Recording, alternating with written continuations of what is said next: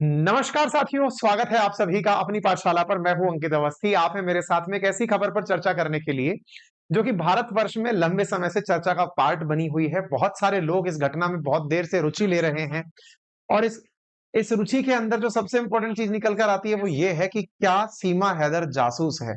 बहुत सारे विद्यार्थियों, बहुत सारे लिसनर्स के द्वारा हमें ये कमेंट करके पूछा गया था कि क्या सीमा हैदर जासूस है, और अगर ऐसा है तो उसके बारे में अब तक जो यूपी एटीएस की जानकारी है वो कहां तक पहुंची है।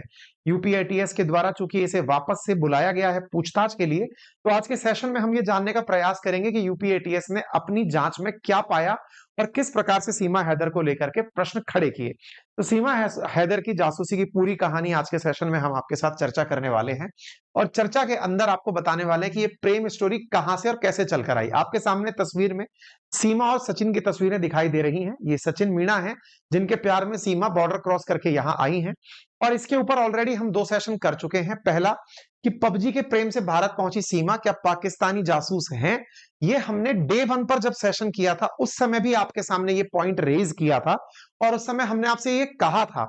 मैंने आपको लगभग ये 12 जुलाई के दिन ये सेशन किया था, और उस समय मैंने कुछ प्रश्न आपके सामने खड़े किए थे अपनी एनालिसिस के आधार पर कि मुझे ऐसा लगता है कि आने वाले समय में इस विषय पर प्रश्न उठेगा कि सीमा ने किस प्रकार से पाकिस्तान से दुबई और दुबई से नेपाल की यात्रा की, और नेपाल से भारत तक की यात्रा बॉर्डर क्रॉस करके 4 बच्चों के साथ क्रॉस कर गई। नेपाल तक उसका आना एक बार नहीं 2 बार हुआ, तो 2 बार यदि कोई व्यक्ति पाकिस्तान से नेपाल आया है तो एक बहुत मीडियम, जिस तरह का उसने बताया कि वो एक बहुत ही गरीब घर से है, उस महिला के लिए इस तरह की घटना को अंजाम देना और एक 5वीं पास महिला होने के नाम पर उसके द्वारा इस तरह की घटना को अंजाम देना, ये अपने आप में बहुत तरह के शक खड़े कर रहा था। हमने आपको शुरुआती सेशन में ही इस बात की जानकारी दी थी। फिर हमने कुछ दिनों बाद आपको यह भी बताया कि इस विषय के ऊपर पाकिस्तान के द्वारा भी कई थ्रेट्स आने लगी कि अगर सीमा को नहीं लौटाया गया तो कट्टरपंथियों ने भारत के वो जो वहां पर पाकिस्तान के अंदर रहने वाले अल्पसंख्यक हैं उन्हें टारगेट करना शुरू कर दिया था। हमने इस पर भी आपके साथ में सेशन जारी किया। अब हुआ ये है कि कुछ दिनों से ही ये सुर्खियां चल रही हैं। अच्छा, बाय द वे आपको याद होगा हमने जो अपना आखिरी सेशन किया था उस समय भी आपको ये जानकारी दी थी कि इसके साथ में इस वाले सेशन के अंदर हमने जानकारी दी थी कि यूपी एटीएस इसके साथ पूछताछ कर रही है, और यूपी एटीएस ने हाल ही में अपने द्वारा कुछ रिपोर्ट के खुलासे किए हैं। हालांकि वो खुद पब्लिकली आकर नहीं कर रहे हैं, सूत्रों के आधार पर जो खबरें निकल कर आ रही हैं कि मुंबई जो जो यूपी की जो एंटी टेररिस्ट स्क्वाड है उसने अपने द्वारा ऑब्जर्वेशन में क्या क्या पता किया, वो चीजें निकलकर सामने आ रही हैं। आपको यदि याद हो तो हमने कुछ दिनों पूर्व जो अपना सेशन किया था उस सेशन में आपको बताया था Pakistan Seema Haider lover being question UP cops in undisclosed location. इन्हें किसी अज्ञात लोकेशन पर बुलाकर पूछताछ के लिए बुलाया गया था, और पूछताछ के द्वारा इनसे ये जानकारियां निकाली गई थी, हमने ये बताया था। आप यहां पर देख सकते हैं Seema Haider India look was carefully plan may have got trained from language skill, ऐसा इंटेलिजेंस सोर्सेज का कहना है। इंटेलिजेंस के लोगों का कहना है कि सीमा हैदर की प्रॉपर तरीके से प्लानिंग की गई थी। अब जो प्रश्न बहुत बड़ा सीमा हैदर को लेकर खड़ा हो रहा है वो ये है कि सीमा हैदर बहुत अच्छी हिंदी बोल रही है। इतनी अच्छी हिंदी के लिए जब उससे पूछा गया कि तुम्हें ये हिंदी आती कैसे है, तो उसका जवाब था कि उसने ये हिंदी सचिन से बात करते करते सीखी है। लेकिन पुलिस का शक और गहरा जाता है जब पुलिस ने यह प्रश्न किया कि तुमने ये सारी चीजें सचिन से बात करके सीखी हैं, लेकिन सचिन खुद अच्छी हिंदी बोल नहीं पाता है। जब वो खुद से यूपी, वेस्टर्न यूपी की भाषा बोलता है, तुमने इतनी अच्छी हिंदी को कहां से सीख लिया, ये बड़ा प्रश्न है। और इसी कारण से ये बहुत बड़ा सवाल खड़ा हो रहा है कि ये कई इस प्रकार के शब्दों का उपयोग कर रही है जो कि हिंदी में प्रॉपर ट्रेनिंग लिया हुआ व्यक्ति कर सकता है। सचिन से बात करके ये महिला इतनी अच्छी हिंदी नहीं जान सकती। इसे प्रॉपर रीति रिवाज, प्रॉपर कल्चरल एक्टिविटीज का पता होना यूपी एटीएस को बहुत सारे प्रश्न पूछने के लिए विवश कर रही है। ऐसी स्थिति में सीमा हैदर को लेकर के उसका जो इंडियन लुक है, जो देखने में ही वो इंडियन जैसी दिखाई दे रही है, ये प्रॉपर तरीके से प्लान किया गया है, ऐसा इंटेलिजेंस सोर्सेज का कहना है। इंटेलिजेंस का यह भी मानना है कि जिस प्रकार से पाकिस्तान के अंदर उर्दू बोली जाती है, यदि कोई व्यक्ति पाकिस्तान से इंडिया में आता भी है तो इंडिया की उर्दू का जो लहजा है पाकिस्तान की उर्दू का जो लहजा है, इन दोनों में बड़ा अंतर है। सीमा के शब्द जिस तरह के हैं, उसमें प्रॉपर हिंदी की बात सुनाई पड़ती है, और एक ऐसी हिंदी जो बिना ट्रेनिंग के शायद ही कोई उस एसेंट में बोल पाए। जो जो सचिन जिसके प्यार में ये चलकर आ गई है, वो इतनी अच्छी हिंदी नहीं बोल पा रहा है जितनी अच्छी हिंदी ये बोल पा रही हैं। इसलिए एक बड़ा प्रश्न इन्हें लेकर के खड़ा हो रहा है। तो आप यहाँ पर देख सकते हैं, Pak Seema Haider India look was carefully planned, ऐसा कहना है। Pakistani woman who crossed into India through Nepal being probe by the potential tie to ISI, और इसकी जांच की जा रही है आईएसआई के द्वारा, मतलब कि आईएसआई के साथ इसके क्या लिंक्स थे, ठीक है ना। तो यहां तक हमने आपको सारी जानकारियां पहले दी थी, और इस जानकारी के अंदर जो बड़े प्रश्न यूपी एटीएस ने अपनी हिरासत में लेने के बाद पूछे, वो यही थे कि 17 जुलाई को जो तुम्हें, मतलब 17 जुलाई को जब हिरासत में लिया तो इनसे प्रश्न जो पूछे वो यही थे कि तुमने ऐसा क्या किया कि तुमने भारत के अंदर आने के लिए जो तरीके अपनाए वो किसी की नजर में नहीं आए। वो सारे क्वेश्चन आंसर मैं बताऊंगा जो इनसे पूछे गए। प्रश्नों में जो सबसे इंपॉर्टेंट था कि ये पाकिस्तान से चलकर दुबई शारजहां जाती है, वहां से नेपाल, और नेपाल से भारत आती है, तो उसका तरीका क्या रहा। और सीमा हैदर के द्वारा बनाए गए तथ्य सबूत और दस्तावेज जब मेल नहीं खाते तो इन चीजों पर प्रश्न पूछे गए। चूंकि सीमा का एक भाई पाकिस्तान के अंदर रेंजर है, चाचा फौज का अधिकारी है, इसलिए इससे ये प्रश्न पूछे जाने बड़े लाजमी होते हैं कि तुम्हें प्रॉपर ट्रेनिंग के साथ भेजा गया है। जिस तरह से ये कह रही है कि ये वहां पर बड़ी ही संकुचित विचारधाराओं में रही है, ये तस्वीरें हैं जो इसके टिकटॉक के वीडियो पर मिली हैं, जिसे देखकर ये प्रतीत नहीं होता कि ये सोशल मीडिया इन्फ्लुएंस में नहीं रही होगी। आपको ये याद होगा, हमने पहले भी आपसे कहा है कि पाकिस्तान के द्वारा भारतीयों को फंसाने के लिए कुछ तरीके अपनाए जाते हैं, और उसके अंदर पाकिस्तानियों के द्वारा जो तरीके अपनाए जाते हैं उनमें ये बहुत बड़ा तरीका है सोशल मीडिया के द्वारा इंडिया के अंदर लोगों को फांसना। और लोगों को फांसने के जो ये तरीके हैं, इनमें इस तरह के लोगों का उपयोग किया जाता है। पाकिस्तान की भाषा में इन्हें फूफी कहा जाता है, फूफी। जैसे फूफा और भुआ अपने यहाँ रिलेशन होता है, ऐसे इन्हें फूफी कहा जाता है। पाकिस्तान की आईएसआई की कोड वर्ड में जिनको कोशिश की जाती है कि ये अपने साथ लोगों को फंसाएंगी, फंसाने के पर्पज से जिन्हें भेजा जाता है उन्हें फूफी कहा जाता है। और ये फूफी आपको डांस करती हुई यहाँ पर दिखाई दे रही है, ठीक है ना। अच्छा, एक जो शक इनके ऊपर खड़ा हुआ वो ये है कि इनके जो डॉक्यूमेंट बात निकल कर आई, इसमें इन्होंने जब शुरुआत में कहा, कई मीडिया चैनलों पर इंटरव्यू देते हुए कहा कि इनकी शादी 19 से 20 साल की उम्र में हो गई थी, और 10 दिन पहले इन्होंने, मतलब 10 दिन पहले अपने वालिद का घर इन्होंने छोड़ दिया था। अच्छा, इसमें 2014 के अंदर इसकी शादी की बात है। 2014 में ये 19-20 साल की अपने आप को बताती है। 2014 में जो महिला 19-20 साल की है, टेक्निकली 6 और 3 9, वो अब तक 28 साल पार कर चुकी होगी। लेकिन इसका जो पासपोर्ट है, इस पर इसकी उम्र 21 साल लिखी हुई है। इससे जांच अधिकारियों का फिर से, क्योंकि पासपोर्ट जैसा दस्तावेज यदि आप भी बनवाने जाएंगे तो उन पासपोर्ट्स को बनाने में कुछ डॉक्यूमेंट्स आपसे मांगे जाते हैं। उन डॉक्यूमेंट्स, चाहे वो 10th की मार्कशीट क्यों ना हो, चाहे आपका आधार कार्ड क्यों ना हो, दुनिया का कोई भी देश पासपोर्ट के अंदर इन चीजों को बहुत बेसिकली ध्यान रखता है कि कहीं ऐसा ना हो इन डॉक्यूमेंट्स की वजह से कोई व्यक्ति कहीं और फंस जाए। ये कह रही है कि इसने पाकिस्तान में पैसे देकर के पासपोर्ट के अंदर हेर-फेर करा ली। यानी एक 5वीं पास महिला को यह पता है कि पासपोर्ट में भी हेर-फेर हो सकती है। 5वीं पास महिलाओं को यह तक नहीं पता होता कि पासपोर्ट और वीजा लेने होते हैं। इसे पासपोर्ट भी पता है, इसे दुबई जाने का वीजा लेना भी पता है, नेपाल जाने का वीजा भी पता है, और उसके साथ-साथ ये हेर-फेर करना भी जानती है। इन सब चीजों से इसके साथ कुछ सवाल खड़े हुए, जो यूपी एटीएस ने इसके साथ पूछताछ में निकाले। क्या-क्या सवाल थे? तो इसके साथ सवाल खड़े हुए जो इससे पूछे गए, वो पहला सवाल था, 4 बच्चों की मां खुद को पाकिस्तान के छोटे से शहर का बताती है, लेकिन पबजी गेम के अंदर दिन भर अपने आप को व्यस्त कैसे रखती है?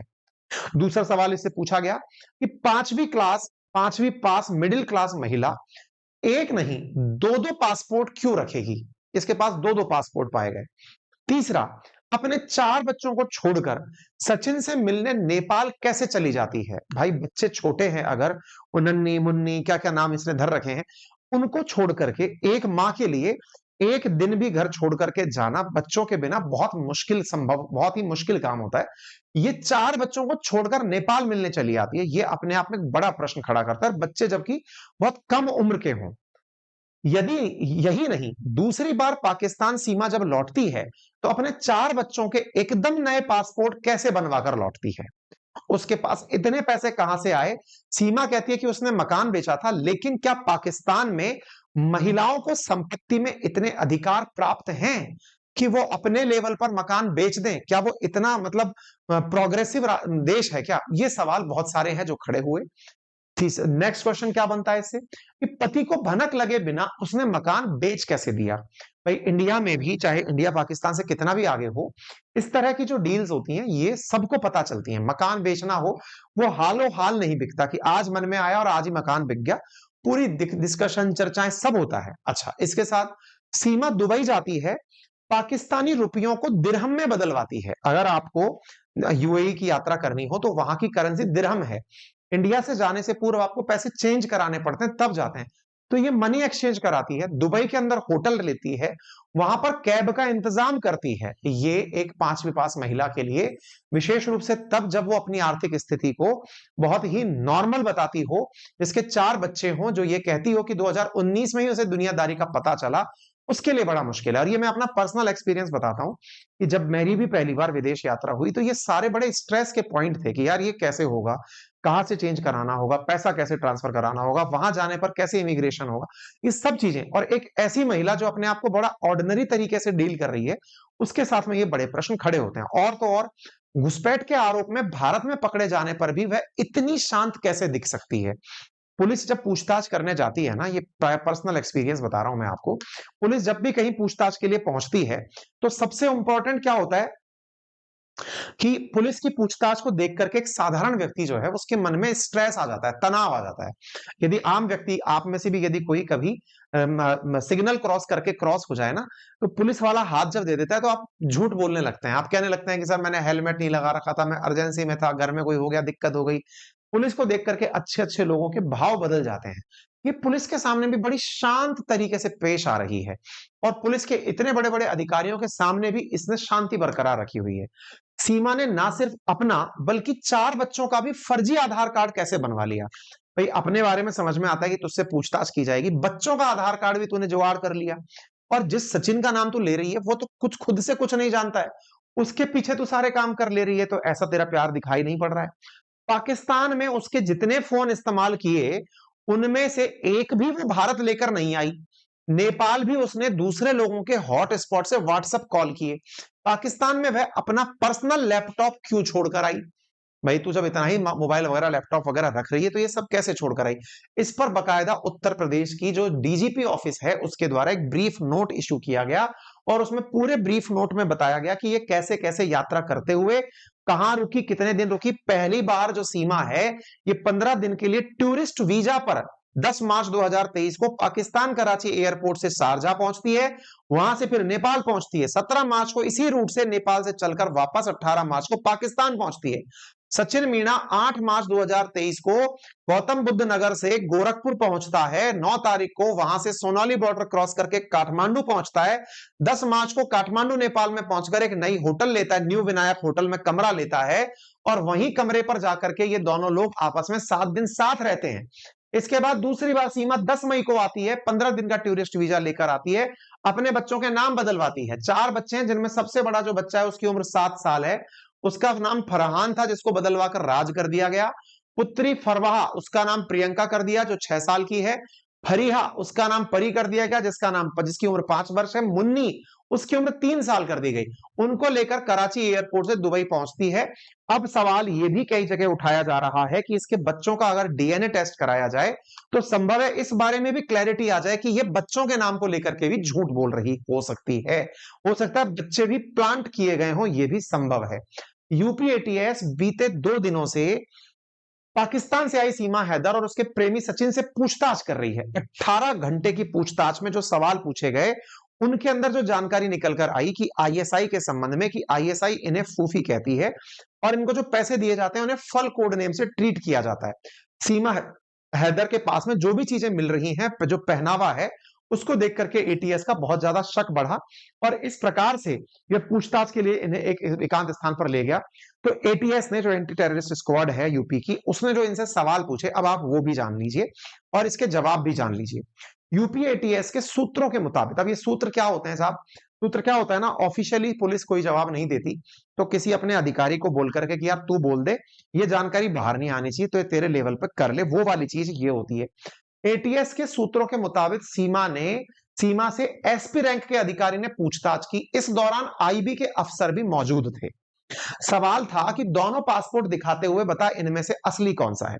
सीमा हैदर ने कहा कि मैं 10 दिन से बता रही हूं, पहले पासपोर्ट में मैं सिर्फ सीमा लिखवाई थी, उससे दिक्कत आ रही थी, इसलिए दूसरे पासपोर्ट में मैंने सीमा गुलाम हैदर लिखवा लिया। ठीक है साहब। दूसरा सवाल इससे पूछा, भाई तेरा भाई और चाचा पाकिस्तान की आर्मी में है, उन्होंने तुम्हें यहां भेजा और आईएसआई ने तुम्हें पाकिस्तान से यहां भेजा। सीमा बोलती है कि मैं अपने भाई और चाचा से कई सालों से नहीं मिली हूं। आईएसआई क्या होता है ये तो मुझे बिल्कुल इंडिया आने के बाद, टीवी देखने के बाद पता चला है। चैनल मुझे आईएसआई एजेंट बता रहे हैं। मैं सिर्फ सचिन के लिए नेपाल के रास्ते चलकर भारत आई हूं। प्यार है जी। अच्छा, फिर सवाल पूछा गया, तुम कराची में रहती हो, पाकिस्तान में पैदा हुई हो, आईएसआई का नहीं नाम नहीं जानती, ये कैसे संभव है? तुम्हारे घर वाले पाकिस्तान की फौज में हैं, तुम स्मार्टफोन चलाती हो, पबजी जैसा गेम खेलती हो, लेकिन आईएसआई के बारे में तुमने नहीं सुना। इस पर सीमा हैदर कहती है, अब आधी लाइफ तो बच्चे पैदा करने में और पालने में बीत गई। 5 साल से मैं सिर्फ टाइम काटने के लिए पबजी गेम खेलती थी। बड़ा सवाल तो ये है, भाई मेरे पास मेरे खुद के 2 बच्चे हैं। मुझे पर्सनली ये लगता है कि माँ के पास 2 बच्चे संभालने के अंदर भी पूरा टाइम निकल जाता है। इसके 4 बच्चे हैं।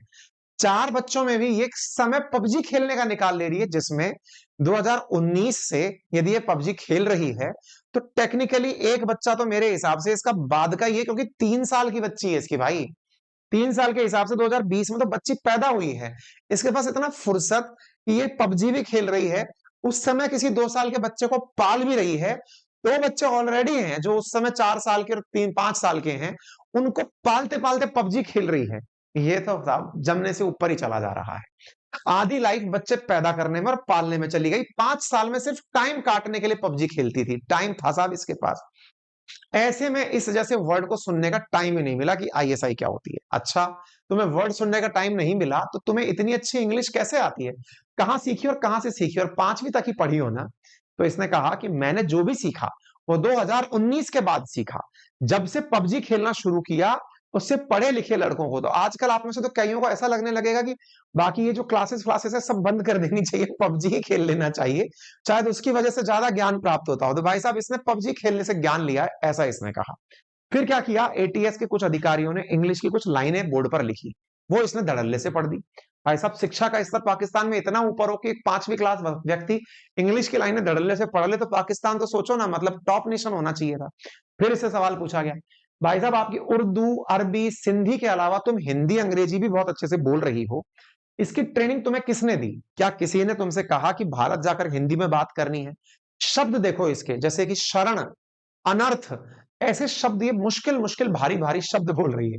फिर कहती है मुझे ये किसी ने नहीं सिखाया, मैं कई बार कह चुकी हूँ, मेरी मोहब्बत के लिए मैं यहाँ आई हूँ। मैं सचिन से बात करते करते हिंदी सीख गई। इससे दिमाग और खटक गया। भाई सचिन तो खुद यूपी की हिंदी बोलता है, उसको खुद शुद्ध हिंदी नहीं आती बोलना, तुम उनसे बात करते करते कैसे सीख गई? इस पर फिर वो चुप हो जाती है, फिर वो जवाब नहीं देती। उसको नहीं पता था कि वो हिंदी बोल करके भी फंस सकती है। वो अपने ही सवाल में फंस गई, क्योंकि उसे ये समझ में आ गया कि ये तो पकड़ गए पुलिस वाले हैं, कुछ भी पूछेंगे।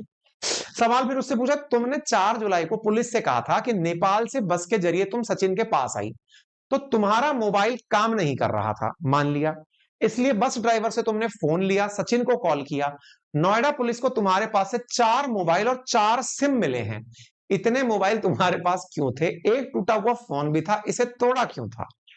सीमा कहती है, नेपाल से भारत आने के बाद मेरा पाकिस्तान का सिम काम नहीं कर रहा था। मैं सचिन के पास आई थी, तब उन्होंने मुझे नया सिम ला कर दिया। मोबाइल इसलिए तोड़ दिया क्योंकि मैं नहीं चाहती थी कि पाकिस्तान के लोग मुझे ट्रेस कर सकें। भाई तू पाकिस्तान की एजेंट है कि तू पाकिस्तान की विजय माल्या है कि तू भाग के आ गई तो तेरे को कोई ट्रैक कर लेगा तो पता नहीं क्या हो जाएगा? मतलब ये है कि तेरे को ट्रेस होने का अगर डर है तो ये तो बहुत बड़ा सवाल है कि तुझे पता है कि कहीं ना कहीं कोई मामला चल रहा है? मतलब तेरे को ये भी 5वीं पास लोगों को ये पता होता है क्या कि मोबाइल से ट्रेस हो सकता है? आप में से कईयों को नहीं पता होगा ये जानकारी, तो जो लिसनर्स हैं हमारे उनको नहीं पता होगा कि मोबाइल से ट्रेस कैसे होता है। ठीक है, अच्छा। फिर कहती सचिन ने एक सिम ला कर दिया, बाकी सिम कहां से आए? बोले मुझे याद नहीं है कि मेरे पास बाकी सिम कहां से आए। तो भाई साहब इनके साथ पूछताछ में फिलहाल UP police, UP ATS, IB और रॉ, ये सब इनके साथ पूछताछ कर रही हैं। फिर सवाल पूछा, तुमने अपने सभी सिम को अलग अलग मोबाइल में लगाया और सभी में व्हाट्सएप चलाया। व्हाट्सएप पर प्रोफाइल फोटो किसी लड़की की है, एक दूसरे व्हाट्सएप पे कश्मीर के पहाड़ों की तस्वीर है। ये सब करने के पीछे की असली वजह क्या थी? तो ये कहती है मैंने कोई व्हाट्सएप अकाउंट नहीं बनाया, ना ही मैंने कोई फोटो लगाई। फिर सवाल पूछा, 2 बार दुबई होते हुए नेपाल आने में तुम्हारा बहुत पैसा खर्च हुआ होगा। इतना पैसा कहां से आया? अगर किसी ने तुम्हारी मदद की है तो सच बता दो, हम तुम्हें भारत की नागरिकता दिला देंगे। इसको लालच दिया गया। सीमा ने कहा, कुल 7 लाख रुपए खर्च हुए 2 बार आने जाने में। मैंने एक घर बेचा था जो मेरे ही नाम से था, उस घर में मैं रहती थी। मैंने अपने जेवर बेचकर पति को दुबई भेजा था, तो खुद के लिए भी पैसे का जुगाड़ कर सकती थी। कई बार कह चुकी हूँ कि किसी ने मेरी मदद नहीं करी, मैं अपनी मर्जी से आई हूँ। फिर सीमा के प्यार पर सवाल आया कि भारत में तुम कितनों को जानती हो? तो इसने कहा मैं ठीक से तो नहीं जानती, लेकिन पाकिस्तान में जब थी तो सचिन की तरह और भी कई लोग थे जिनसे पबजी के थ्रू बात होती थी। उनमें से कुछ लोगों को जानती हूँ। तो ये इसका वो सीमा गुलाम हैदर वाला पासपोर्ट है जो आप देख रहे हैं। तुम्हारी असली उम्र क्या है? तो इसने कहा पाकिस्तान में पैसा देकर ऊपर नीचे कुछ भी कर सकते हो। तुम्हारा भारत आने की असली वजह क्या है? बोले मैं तो 4 बच्चे लेके सीमा हूँ, लेकिन सचिन के प्यार में यहाँ चली आई हूँ। बोले 8 मई को तुमने नया मोबाइल खरीदा और 8 मई को ही तुमने नया पासपोर्ट बनवा लिया अगेन। ये बड़ा सवाल है भाई साहब। पासपोर्ट जिस दिन आपको बनवाना होता है ना, पासपोर्ट ऑफिस, इंडिया में भी आपको पासपोर्ट ऑफिस जाने की चिंता होती है। प्रॉपर अपॉइंटमेंट लेना होता है, उनके टाइम पे जाना होता है, पूरी प्रोसेसिंग पूरी करनी होती है। ये उसी दिन फोन खरीदती है और उसी दिन पासपोर्ट भी बनवा लेती है। ऐसी स्थिति में फिर सवाल बना कि तेरे बिल के ऊपर सेम डेट डली हुई है, 70,000 रुपए का तू फोन खरीदती है और उस पर डेट 8 मई लिखी हुई है। इसका मतलब ये है कि तेरी प्रॉपर प्लानिंग थी कि ये सारे काम तू कैसे करेगी। तूने 70,000 रुपए का पाकिस्तानी फोन खरीदा भाई, पुराना फोन तोड़ दिया, इसकी वजह बता। तो इसने कहा फोन इसलिए तोड़ दिया क्योंकि बच्चों को सिम चलाने के लिए नहीं दे सकती थी। आईडी कार्ड एक मेरे पति का है, भाई 4 फोन लेकर कोई चल रही है, बच्चों को फोन चलाने के लिए नहीं दे सकती, 4 से पबजी खेलती है, पैरों का भी कभी कभी पबजी खेलने में इस्तेमाल करती है, मुझे ऐसा लगता है। मेरा एक ही आईडी कार्ड है, हर कोई एज कम से कम 3 से 4 साल कम लिखवाता है, इसलिए हमने यहाँ पर एज कम लिखवा दी। बोला अच्छा भाई, फिर तू ये बता कि तेरे नाम का जो सोशल मीडिया अकाउंट है उस पर फौजियों को फ्रेंड रिक्वेस्ट भेजने, फॉलोअर्स, फेसबुक पेज, यूट्यूब पर वीडियो, दिल्ली एनसीआर के कनेक्शन, ये सब क्या है? बोले ये सब फर्जी अकाउंट है, मेरे इसमें से कुछ भी नहीं है। अब सवाल आया सचिन के पिताजी से पूछने का कि हाँ भाई जी, नेत्रपाल जी बताइए। सचिन से पूछा, नेत्रपाल यानी सचिन, सचिन से पूछा, सचिन के पिता से पूछा कि तुम घर पर भी सीमा से मिल सकते थे, तुमने सीमा से पहली मुलाकात जंगल में क्यों की? क्योंकि पहली बार सीमा ने, सचिन ने अपने प्यार से मिलवाया कहां पर ले जाकर? जंगल में ले जाकर मिलवाया। तो नेत्रपाल कहते हैं कि साहब मेरे पास इस बात का कोई जवाब नहीं है। जवाब हो भी कैसे? बड़ा सवाल है। फिर पूछा गया बुलंदशहर में जाकर कोर्ट मैरिज करने की क्या जरूरत थी? ये किसका प्लान था? ये काम तो तुम नोएडा में भी कर सकते थे, मंदिर में भी कर सकते थे। सीमा नागरिकता लेने के इरादे से तो तुमने ऐसा नहीं किया। इस पर भी उनके पास कोई सटीक जवाब नहीं था। फिर इनसे पूछा गया तो इन्होंने ज्यादातर समय रोने में ही अपना समय बिताया और ऐसी स्थिति में इनके जो सवाल हैं उनको कई जगह क्रॉस वेरीफाई भी किया गया। सीमा के जब जवाब देते रहे तो जवाब से उसके ऊपर शक बढ़ने लगा। इसके आधार पर यूपी एटीएस अब इसका पॉलीग्राफी टेस्ट भी कराना चाहती है। वो ये जानना चाहती है कि ये कैसे मैनेज कर रही थी, हिंदी इसकी चौंकाने वाली कैसे है। हर पाकिस्तान का शख्स जब उर्दू बोलता है तो ये उर्दू और भारत में बोले जाने वाली उर्दू में इतना अंतर है, इसका मतलब डेफिनेटली इसका कोई हैंडलर रहा है जिसने इसे नेपाल तक पहुंचाया है और नेपाल से इसको इंडिया में एंट्री कराई है। इसके पीछे का कोई ना कोई मकसद है। हालांकि पुलिस इस बात को ऑफिशियली रिवील नहीं कर रही है, लेकिन सूत्रों के आधार पर सुर्खियों में बनकर चीजें आ गई हैं। तो अब ऐसी स्थिति में सीमा और उसके बच्चों पर जो पासपोर्ट पर नेपाल का स्टैंप का मिलना हो, सूत्रों के मुताबिक यूपी एटीएस की टीम जांच के लिए फिलहाल अब नेपाल भी जाएगी और एक शारजाह एयरपोर्ट पर भी जाएगी जो इन सब चीजों की जांच करेगी। कुछ सबूत जो इसके मिले हैं जैसे पाकिस्तान का family registration, 2 video cassette, 5 mobile document, ये सब चीजें इसकी मिली हैं। तो आप यहां पर देख सकते हैं। मिनिस्ट्री ऑफ एक्सटर्नल अफेयर से जब पूछा गया कि क्या आप लोग इस विषय पर कुछ कर रहे हैं, तो इन्होंने कहा कि हाँ, पहले उसे हमने गिरफ्तार किया था लेकिन इंक्वायरी के आधार पर छोड़ दिया था। अब उसके ऊपर जांच एजेंसीज जांच कर रही हैं और जैसे भी कोई जांच निकल कर आएगी आप लोगों को अवगत कराया जाएगा। अच्छा, बाय द वे, इतना सब कुछ सुनने के बाद आपकी राय क्या